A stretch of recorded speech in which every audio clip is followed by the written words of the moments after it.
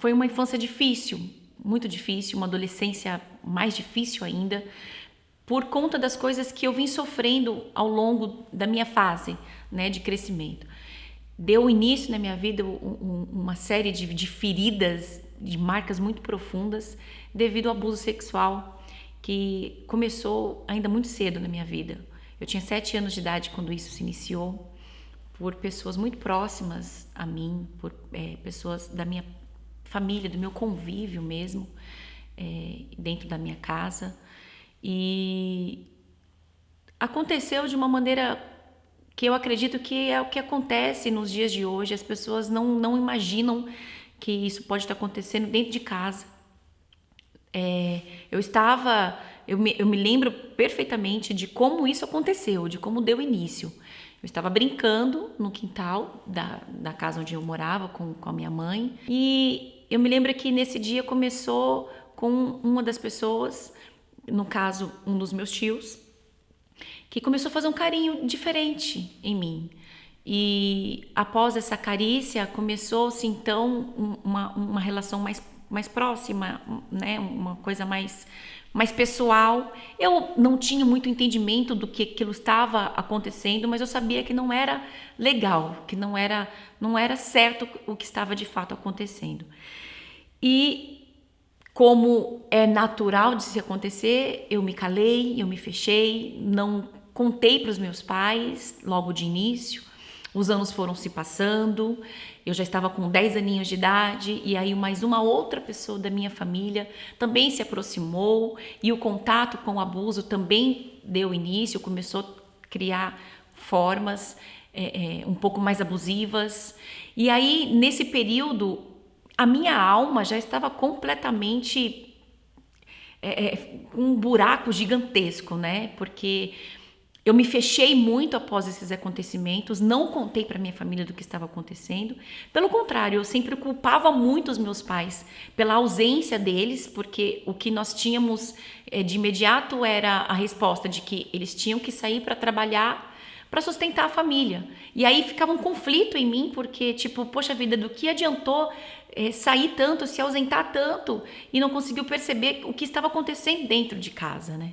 E no início foi a troca do silêncio, era um docinho, era uma balinha, depois ela se tornou uma ameaça. E aí, conforme eu fui crescendo, eu fui tendo entendimento daquilo, aquilo foi me gerando medo, repulsa, muitas vezes vergonha, porque eu já tinha completamente entendimento do que estava acontecendo, então aquilo me dava um bloqueio, e eu pensava comigo, meu Deus, se eu contar isso para alguém agora, ou vão me culpar por isso, porque eu permiti que isso acontecesse. Então aquilo foi trazendo muitos conflitos internos. Neste período de 10 para 11 anos, a gente viveu uma instabilidade dentro de casa muito grande. A minha família era uma família muito desestruturada, emocionalmente, espiritualmente. Nós não tínhamos nenhuma ligação com Jesus. Foi logo no início do período que deu início de adultério na minha casa. E eu também presenciei isso na minha pré-adolescência, então foi uma soma de coisas que me levaram a fazer coisas terríveis na minha adolescência. Eu me lembro que com 18 para 19 anos, eu já estava trabalhando no meu primeiro emprego, na prefeitura de Vargem Grande Paulista, que é a cidade na qual eu cresci, fui criada com a minha família, e eu estava muito deslumbrada com o mundo do trabalho, com o meu salário. Na época era pouco, mas para mim era, meu Deus, eu podia comprar o que eu sempre tinha vontade, mas meus pais não tinham condições de sustentar, porque eles tinham 4 filhos. Com o meu salário que eu comecei a ganhar pela prefeitura, eu comecei a gastar muito com roupa, muito, muito, muito. Eu recebia e eu ia para o shopping, e eu ia para as lojas, e eu comprava compulsivamente. E eu me lembro que em menos de 6 meses, que eu recebi um cartão de crédito, que eu recebi talão de cheque, que eu abri a minha conta, em 1 ano que eu estava trabalhando, gente, eu já estava com meu nome completamente detonado, devendo nas praças. Estava já atolada de dívidas, devendo para agiota, só que sem a minha família saber disso, sem as pessoas do meu convívio saber, dos meus amigos. E aí eu me enrolei mais ainda, porque eu não tinha mais condições de pagar esse agiota, eu estava devendo para o banco, porque todo o meu salário que caía no banco, O banco ficava com parte daquele dinheiro e eu não conseguia pagar minhas dívidas. Eu fui enfiando num buraco atrás do outro. E aí eu pensei, meu Deus do céu, como que eu vou sair dessa situação? Pedi dinheiro para um segundo agiota, por incrível que pareça. Peguei um dinheiro emprestado desse segundo agiota, paguei o primeiro agiota. Sobrou um dinheiro. Adivinha o que eu fiz? Pensou? Fui pro shopping e comprei mais roupa. Gente, foi eu não sei, mas era uma besteira atrás da outra que eu fazia. E aí minha situação complicou mais ainda. Porque esse agiota começou a me ameaçar. E aí minha família não sabia do que estava acontecendo, meus amigos do meu trabalho não podiam desconfiar do que estava acontecendo, porque a minha imagem de falsa patricinha estava impecável e ninguém podia desconfiar que eu estava devendo tanto. E eu comecei a ficar muito perturbada com aquela situação, muito assustada com as ameaças que eu estava recebendo. Num dia difícil, era em 2005, isso, após ter recebido um telefonema desse agiota. Ele disse que iria no meu serviço naquele dia. E aí ele ia me expor para as pessoas iam saber o que estava acontecendo, porque o que eu estava fazendo ele já não aguentava mais ficar cobrando, e eu sempre inventava uma desculpa. E aí eu surtei nesse dia. Eu me lembro perfeitamente que eu estava indo para o meu trabalho, cheguei, bati meu ponto. Era por volta de 8, 9 horas da manhã, eu pedi saída para o meu chefe, um dos meus chefes, alegando que eu precisava ir ao banco para sacar um dinheiro, uma pessoa viria e eu tinha que encontrar com essa pessoa, ele me liberou. E nesse trajeto da prefeitura até o banco não dava cerca de 1 quilômetro. E nesse trajeto, milhões de coisas passou na minha cabeça. Foi então que eu pensei em sumir. Peguei um ônibus na cidade de Vargem Grande Paulista. Fui para a cidade vizinha, cidade de São Roque, cidade que eu nasci. E ali fiquei por algumas horas na rodoviária de São Roque, pensando em o que fazer. Comprei um passe daquele ônibus Cometa e fui para Sorocaba. No trajeto de Sorocaba, entre a cidade de São Roque e Sorocaba, existem, acho que se não me engano, mais 2 cidades, que é Alumínio, Mairinque e Alumínio. Na cidade de Alumínio, eu atirei a minha bolsa para fora da janela do ônibus, com todos os meus pertences dentro da bolsa, porque eu já estava planejando um suposto sequestro, para que quem encontrasse a minha bolsa pudesse deduzir que eu havia sido sequestrada. E eu cheguei na cidade de Sorocaba, eram por volta de meio-dia, e eu já não tinha voltado ainda para o meu trabalho. Pensa, funcionária, bati meu ponto, era coisa de minutos, eu já estaria de volta. E já era meio-dia e eu não estava de volta no meu trabalho. As pessoas começaram a ficar preocupadas e eu me recordo que eu estava planejando e o que eu tinha que planejar um sequestro. Como aquilo poderia acontecer. Então eu peguei um orelhão, fui até um orelhão e eu disquei o primeiro número que me veio à cabeça. E eu me recordo perfeitamente que todas as ligações que eu fiz, que foi para ela, foi para meu pai, foi para minha mãe, eu sempre usei a terceira pessoa no telefonema. No caso, eu dizia para que a pessoa que estivesse atendendo do outro lado da linha, para avisar o meu pai ou a minha mãe que a Andressa ia morrer naquele dia. Então imagine você, pai e mãe, recebendo um telefonema de uma suposta sequestradora, dizendo que está com a sua filha e que naquele dia sua filha vai morrer. A minha família entrou em desespero. E abriu um inquérito investigativo na delegacia de Alphaville, seccional de Alphaville, de antissequestro, e deu início a uma investigação de um suposto sequestro de uma funcionária pública da cidade de Vargem Grande Paulista. Por volta das 3 horas da tarde, eu estava ali no processo de fazer as ligações para o meu pai, para minha mãe. Eu me recordo perfeitamente que eu estava com muita fome. Eu não tinha o que comer e era um período que eu chorava muito, porque eu tinha a convicção de que eu tinha que acabar com aquela situação, eu tinha que dar cabo da minha vida, mas eu não tinha coragem para finalizar aquilo. E eu me recordo que sentei na pracinha central, ali próximo da rodoviária de Sorocaba, e comecei a chorar muito. Porque eu olhava para mim, eu olhava para dentro de si, eu falava, meu Deus, o que aconteceu com a minha vida? O que eu fiz comigo? Apenas 19, 20 anos, com uma história tão linda pela frente, e eu estava jogando tudo no lixo. Naquele momento, um conflito muito grande e muita audição, eu ouvia muitas vozes, possessões demoníacas. E aí eu pensei em tirar minha vida.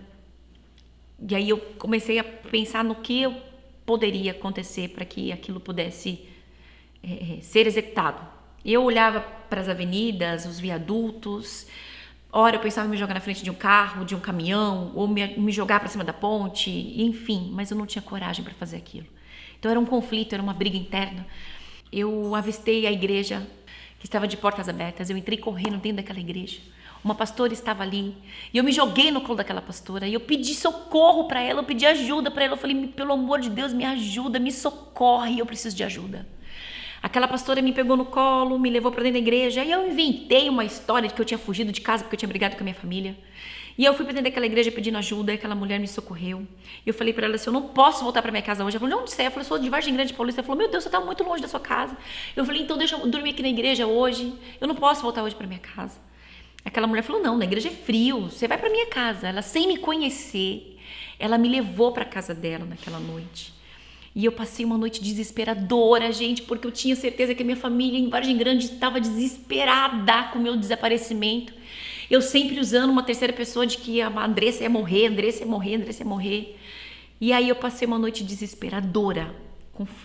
Eu me lembro que era por volta de 4 horas da manhã, mais ou menos, eu não dormia. Eu acordei essa pastora e falei assim, me leva pro ônibus, eu vou para casa. Me deixa no ônibus, que me deixa na rodoviária e ali eu vou para casa. E aí ela falou assim, não, mas liga para alguém da sua família para que alguém venha te encontrar. E eu fingi que eu disquei o número, fingi que eu tinha falado com meu irmão. E aí ela me colocou no ônibus.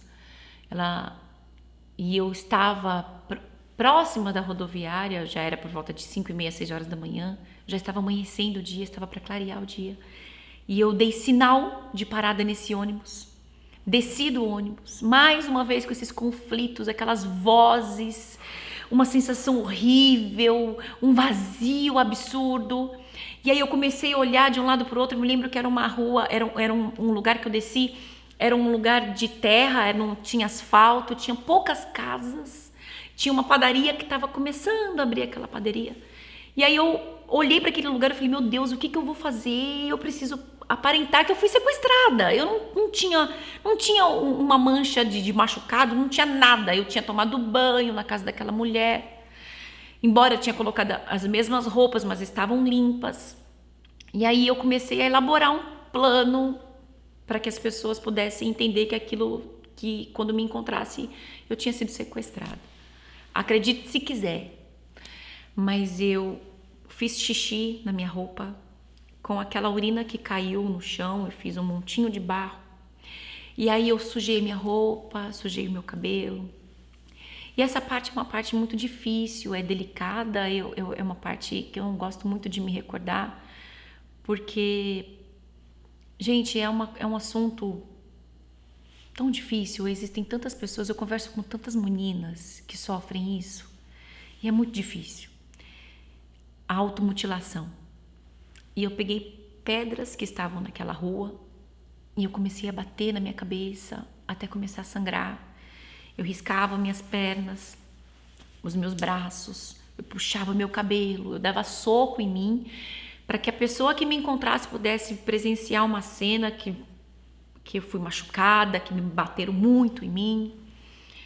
E eu não tinha controle, não tinha domínio sobre aquela situação, eu me machucava muito, eu chorava de dor, mas eu não conseguia parar de me machucar, de me bater. E aí depois de um período que eu estava naquela mutilação, né, aquela coisa de se machucar para aliviar a dor, entre aspas, né? Saí correndo daquela cena, entrei para dentro daquela padaria. Aquele homem, um dos homens que estava na padaria se assustou, óbvio, com aquela cena, e eu disse, moço, pelo amor de Deus, me socorre porque eu fui sequestrada. Aquele homem imediatamente me colocou dentro do carro e me levou para a delegacia de Sorocaba. Mal eu sabia. A minha história já estava meio que viralizada em Sorocaba, porque a delegacia de antissequestro de Alphaville começou a rastrear os meus telefonemas. A cidade de Sorocaba é praticamente toda monitorada por câmeras, a pessoa que não sabia de nada disso. E aí, quando eu cheguei na delegacia de Sorocaba, o cara que me recebeu, um escrivão, automaticamente, na hora que eu comecei a falar para ele da minha história, ele entrou em contato com o Alphaville. Em menos de 1h30, minha família com o investigador estavam lá na delegacia de Sorocaba. E eu me lembro que eu comecei a depor, e aí eu inventei uma história fantástica, que eu estava na cidade de Vargem Grande Paulista. Eu pedi saída da prefeitura por volta de 8, 9 horas da manhã para ir até o banco. Neste trajeto, 2 homens em uma moto me abordou.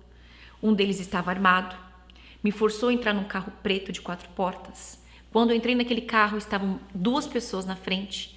Eles usavam uma máscara de palhaço.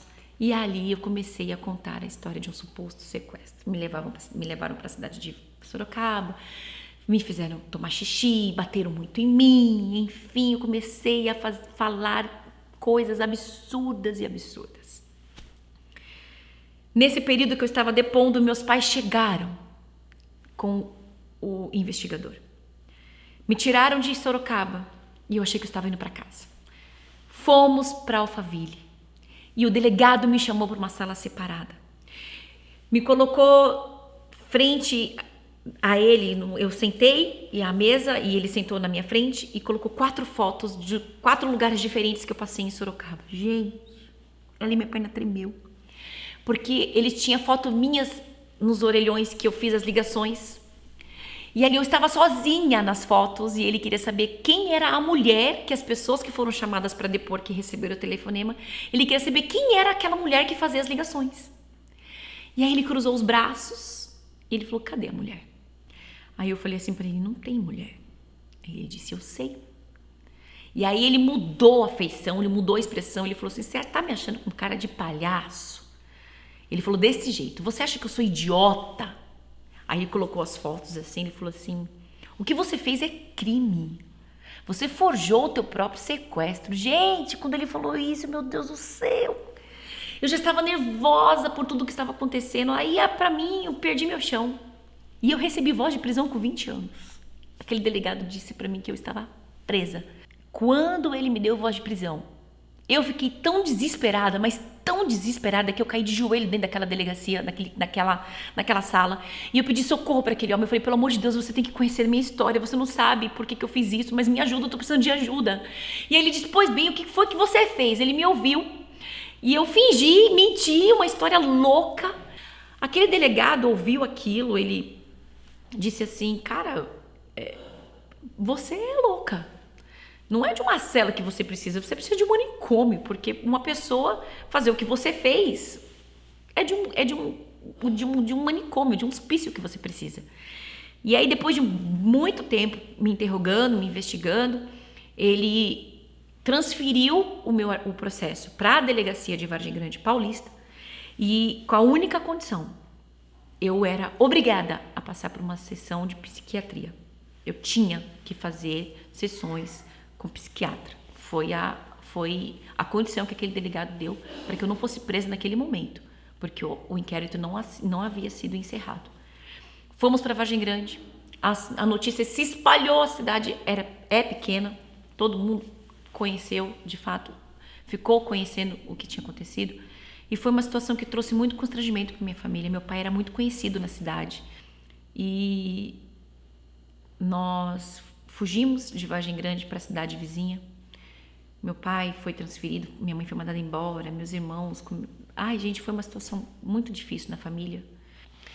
E aí, era 2006, era uma segunda-feira, que eu já não tem como esquecer dessa data, eu só não me lembro o dia, eu sei que era segunda-feira de 2006. Naquele dia, eu entrei num processo demoníaco bem sério. Eu estava sozinha com um dos meus irmãos em casa, e aí ele ficou muito desesperado, saiu correndo para pedir ajuda. Nesse dia, meu pai estava trabalhando no campo, e uma pessoa muito querida, que não tem como não deixar isso registrado, não tem como não falar deles aqui, porque foi através deles que tudo o processo de transformação começou na minha vida, que foi o pastor Cleuto. Na época ele não era pastor, e a pastora Edilene também não era pastora. Chegou até meu pai, a história da minha família já era muito conhecida, e meu pai foi trabalhar com um semblante muito caído nesse dia, e ele já tinha, meu irmão já tinha ligado para falar: pai, vem para casa que a Andressa tá demoniada, a Andressa tá quebrando tudo aqui em casa. E aí ele chegou assim pro meu pai e falou assim: cara, Sidão, ele chamou assim: Sidão, deve estar sendo muito difícil o que você está enfrentando na sua família, mas tem uma igreja ali no 19 da Raposo chamada Plenitude de Deus, que está promovendo um projeto chamado Encontro com Deus. Você não quer mandar a Andressa para lá? E aí eu lembro que meu pai, mais do que depressa, atendeu esse convite. E aí foi minha mãe, foi eu, foi a pastora Edilene. Nós fomos para este encontro com Deus. E aí, galera, em 2006, foi a melhor experiência que eu pude ter na minha vida. E todas as vezes que eu entro nesse detalhe, eu começo a contar dessa experiência que eu tive, eu não consigo não me emocionar. Porque eu tentei resumir para você o que aconteceu na minha vida desde a minha infância até os meus 20 anos de idade. Um silêncio absoluto, sem contar nada para ninguém dos abusos que eu sofria em casa. Ninguém imaginava o que estava acontecendo. O que aconteceu comigo desde pequenininha até os meus 15 anos de idade. E quando eu cheguei nessa igreja, quando eu cheguei nesse projeto chamado Encontro com Deus, eu estava numa sexta-feira com pessoas que eu nunca tinha visto na minha vida, que não conheciam minha história. E ali eu me permiti dar uma chance para mim.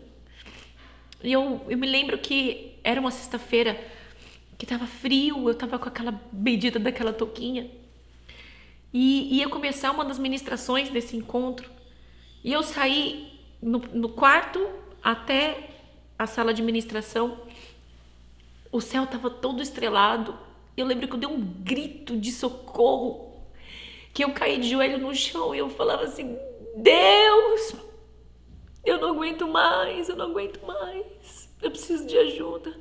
Todo mundo fala que você existe, todo mundo fala que você é real, mas eu preciso ver isso, eu preciso sentir que você é real, eu preciso sentir que você existe. Eu preciso de você na minha vida. Já que eu tô nesse lugar, eu quero te encontrar. Isso se chama encontro com Deus. Então me dá uma oportunidade de mudar, porque se o Senhor não me mudar, eu falei desse jeito: eu juro que eu vou me matar. Eu juro que eu vou pegar uma faca, eu vou me matar. Eu não quero mais viver assim, eu não quero mais. E eu entrei naquela sala numa sexta-feira do ano de 2006, que eu nunca mais esqueço, porque foi a experiência mais incrível que eu pude viver na minha vida. Porque foi através daquele dia que eu pude verdadeiramente ter um encontro com Ele, com Deus, com algo tão forte que foi capaz de iniciar um processo de libertação incrível na minha vida, que não foi só naquele dia, não foi só naquela sexta-feira, mas foram anos que foram chegando na minha vida, que eu fui passando, mas que foram muito importantes para mim. Eu fui conseguindo me olhar no espelho, eu fui conseguindo me enxergar diante de toda aquela confusão, e aí eu consegui ver pessoas que me amavam de verdade e que estavam me apresentando um caminho que eu sempre ouvi falar, mas eu nunca tive a oportunidade de andar naquele caminho, por conta das coisas, dos conflitos internos, das brigas internas, das acusações que sempre vinham na minha mente.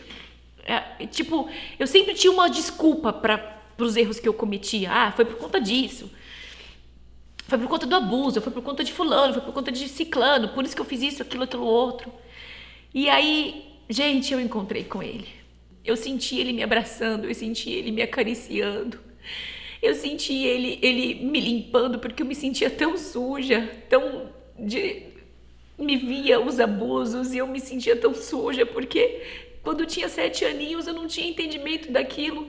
Mas com 10 anos, 11, 12, 13, 15 anos, eu já tinha plena convicção do que estava acontecendo. Eu permitia aquilo acontecer, então eu me sentia muito suja. Eu tinha muita vergonha das pessoas, eu não sabia como falar isso para ninguém. E naquele dia eu abri meu coração, eu gritei, eu falava, meu Deus, eu não fui só vítima, eu também procurei fazer isso, então me ajuda. E ele me pegou no colo, gente.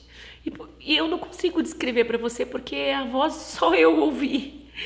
E é uma voz que até hoje eu não consigo esquecer. E ele me chamou pelo meu nome. E ali ele começou a dizer coisas lindas da minha vida, ao meu respeito, de projetos que ele tinha para mim, de como ele queria me usar, de como ele ia transformar essa minha ferida num grande testemunho de milagre, de superação e de cura, de como ele tinha pressa em usar o dom que ele tinha me dado, que era no caso a minha voz, as músicas que ele me entregaria. Foi muito louco o que eu vivi, foi muito real, foi muito forte. Desde então eu nunca mais larguei Jesus. Depois eu me casei e ali minhas filhas nasceram. Hoje tenho 3 filhas lindas. A Isabela tem 7 aninhos, a Duda tem 6, a Isa vai fazer 8 anos agora em agosto. E agora veio a Gabizinha. Tem mais ou menos 4 anos que gravei o primeiro CD solo, intitulado A Minha Promessa, mas fazem exatos 6 anos que eu consegui me libertar deste trauma dos abusos. Eu consegui contar para minha família, e eu estou aqui diante de todos vocês, podendo dizer que é possível, sim, você perdoar até aquele que mais te feriu. No meu caso, as pessoas que me abusaram sexualmente, as pessoas tão próximas a mim, os meus tios. E com Deus é possível você perdoar. Hoje eu os amo profundamente, eu os amo. E onde eu passo, eu conto essa história, porque as pessoas falam, mas como você conseguiu? Não tem outra explicação a não ser Jesus, ele é o único caminho. A resposta está nele. Com ele, eu consegui. Eu consegui entender que se eu não perdoasse, ele não poderia me perdoar também. E eu decidi, eu me levantei, eu superei, pedi perdão e liberei no mundo espiritual as pessoas que me fizeram mal. E eu tô muito feliz de poder compartilhar essa história com você. Me perdoe ter corrido tanto, é porque a história é muito longa. Mas eu sei que de alguma forma você conseguiu conhecer um pouquinho da minha história e de como Jesus, ele é maravilhoso, de como ele pode mudar a sua vida, de como ele pode mudar a sua história, de como ele pode te encontrar, você que está me ouvindo, que passou por isso, está passando por isso, mulher, homem. Eu converso hoje com jovens, com crianças, com mulheres que estão tão aprisionadas. Eu sei que você está passando porque eu passei por isso, mas da mesma forma que eu tive ajuda, que eu procurei sair dessa situação, você também pode sair disso. A resposta está em Jesus. Recorra para Jesus. Só Ele pode mudar a tua vida, só Ele pode mudar a tua história. Ele me curou, Ele sarou as minhas feridas e hoje eu conto isso para todo mundo. É possível? É possível. Com Ele é possível. Então eu espero que você que está aí me assistindo venha ser alcançado por essa graça, por este amor tão grande que me alcançou, que mudou a minha vida, que hoje me deu uma família maravilhosa, que me deu um lindo ministério. Ele mudou a minha vida e Ele pode mudar a sua. E eu quero encerrar essa história trazendo para você um versículo que eu vou carregar ele o resto da minha vida. Romanos 8. Todas as coisas cooperam para o bem daqueles que amam a Deus. Tudo isso que você tem passado, saiba que vai cooperar para o seu bem. Se você se decidir, se permitir conhecer Jesus, Ele vai usar desse seu testemunho para curar muitas outras vidas, para que você ganhe muitas vidas para Jesus, viu? Um beijo no teu coração. Graça e paz.